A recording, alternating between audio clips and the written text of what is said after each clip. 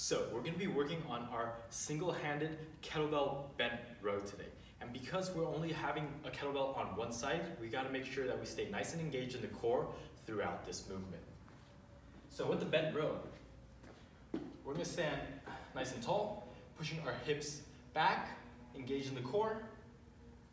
And we're going to start with the kettlebell just about lined up with the side of your foot that it's with. And we're going to drive elbows back towards the stomach, engaging our back right here. Strong pull back. And as the kettlebell returns back downwards, just let it hang. We don't want to lift it up too high. That's going to really take a toll on the shoulders there. So pushing back, arms hanging, driving it towards your stomach here, engaging our back muscles. We're going to avoid letting the kettlebell come too far back here. You're not going to get a very good range of motion, and the weight is going to shift from our lower back, not our lower back, but from our lats up to the traps more. So again, make sure the kettlebell's in front of our legs, and we're going to pull.